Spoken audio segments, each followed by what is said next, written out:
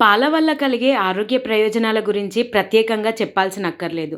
ప్రతిరోజు ఉదయం ఒక గ్లాస్ పాలు తాగితే శరీరానికి కావాల్సినంత ఇమ్యూనిటీ పవర్ అందుతుంది. దంతాలను హెల్తీగా ఉంచుతాయి. అంతేకాకుండా బోలు ఎముకల వ్యాధి దరిచేరకుండా చూస్తాయి. పాలు చర్మానికి కూడా మేలు చేస్తాయి. హృదయ నాళ ఆరోగ్యానికి పాలు ఎంతో మంచివి. పాలు తాగితే జుట్టు కూడా హెల్తీగా ఉంటుంది. జీర్ణక్రియ తోడ్పడటమే కాకుండా నిరాశను ఎదుర్కోవటానికి సహాయం చేస్తాయి.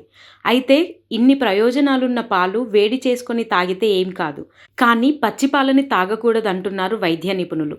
ఎందుకు తాగకూడదో చాలామందిలో ఈ ప్రశ్న తలెత్తే ఉంటుంది. దానికి ఓ సైంటిఫిక్ కారణం ఉంది. అదేంటో ఇప్పుడు తెలుసుకుందాం. పచ్చిపాలల్లో ఫ్లూ వైరస్ దాదాపు 5 రోజుల వరకు సజీవంగా ఉంటుందని, కాగా పచ్చిపాలు తాగాలంటే పలు జాగ్రత్తలు అవసరమని తాజాగా స్టాన్ఫోర్డ్ యూనివర్సిటీ పరిశోధకులు వెల్లడించారు. కాచిన పాల కంటే పచ్చిపాలల్లో ఎంజైమ్లు, పోషకాలు, ప్రోబయోటిక్స్ ఎక్కువగా ఉంటాయని పలువురు భావిస్తున్నారు.